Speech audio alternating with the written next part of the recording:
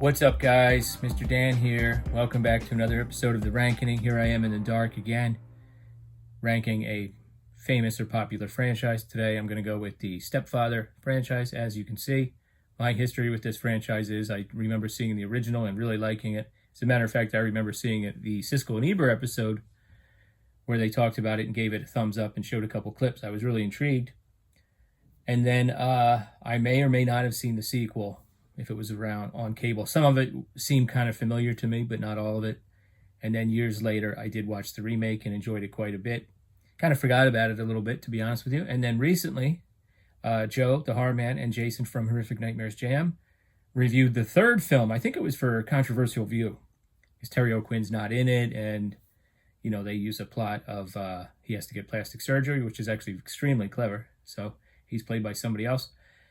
They reviewed the film, and I was very intrigued by it. And I said, you know what? I'm going to watch it right now. So I did. And then a couple days later, I was like, you know what? I need to go back and watch the sequel to the original because I'm a little fuzzy on it. So I watched it. And then I was like, you know, the original's so darn good. I'm just going to go and watch that. And then a couple days later, I was like, you know what? Let's just go and watch the remake too. So I've watched all four of these in the last few weeks. I don't own any of them, unfortunately. Thank goodness for YouTube and Tubi. So here's my ranking. In fourth place, surprisingly, okay, going by like what I would want to watch again right now, I'm going to go with Stepfather 2, Make Room for Daddy, the sequel to the original. Even though it has the great Terry O'Quinn and it does capture a lot of what made the original Stepfather a classic. Not all, it captures some of it. Meg Foster's well cast. Her eyes never look more beautiful than in that film. I liked the way that it was going to culminate in a wedding, and that's when things started to unravel for Terry O'Quinn during that time, whatever his name is. Who was he there again?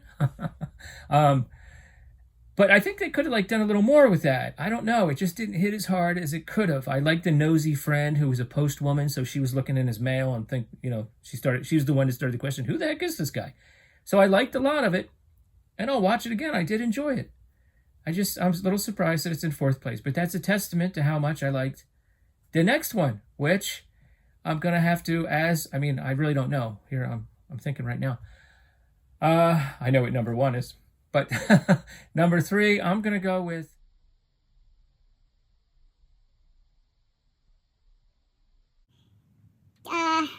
Stepfather 3. Okay, made for cable, sequel with a different actor. I'm freestyling here, so I'll put his name on the screen. As that character, he gets plastic surgery in the beginning, and that was a pretty good scene. Of course, in the sequel to the original, he starts out in an institution, by the way. I was going to mention that. So that's interesting to see him in a different setting and to see him sort of escape from that. Get some insight into how the medical community was thinking about what type of personality this guy had. How delusional is he? But anyway, back to the third film. It was really good. It had kind of a sleazier kind of an element. I mean, he's working at a plant nursery, so there's a wood chipper there. Yeah, as soon as you saw that wood chipper, I wonder who's going to go in there. Yeah, it was just I really enjoyed it. I don't know what else to say. It was just kind of fun. It's a pretty brutal kills. And I like the performance of the lead actor, who, once again, I'll put his name on the screen. Which leads us to the second film, number 2, which is going to be the remake, which I just watched a few days ago. Really good.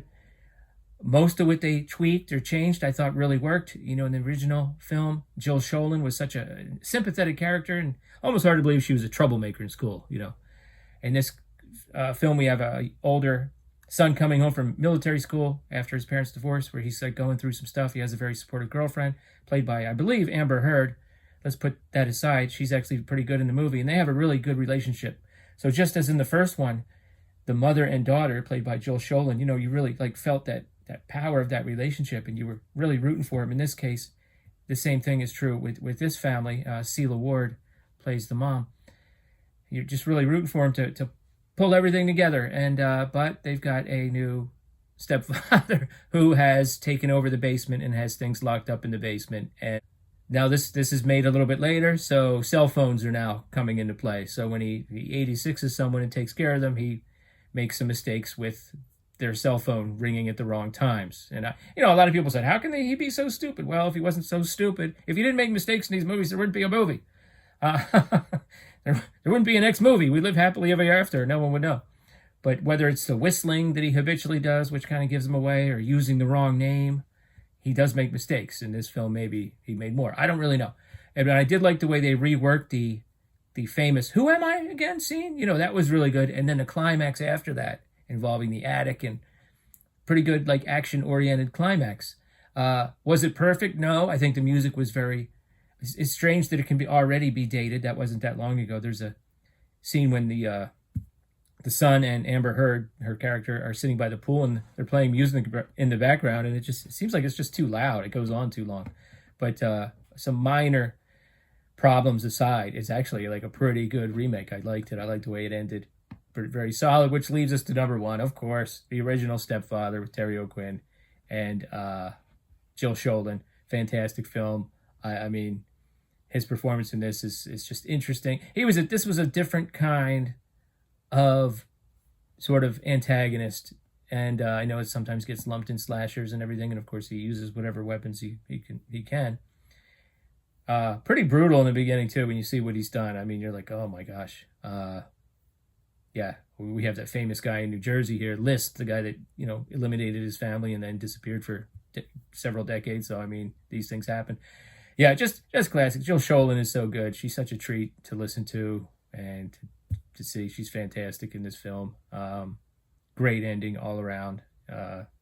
Just a great film. The moment, the wait, who am I here moment is great. I love it when the switch gets flipped. The flip doesn't get switched, but the switch gets flipped, and he starts to create the next identity. Then like, oh boy, something's gonna happen here. I love that. I think they can even continue the concept, because like he's always gone like relatively close by where the previous family lived, to set up his new identity. Maybe not in every film, but now I think he'd really have to work hard with modern technology to bury his past and create a new identity. Anyway, that's my ranking, guys. Stepfather 2, Stepfather 3, the remake, and the original Stepfather. What are your thoughts? Let me know in the comments below. How would you rank these? Have you seen them all? And I'll talk to you next time. Later.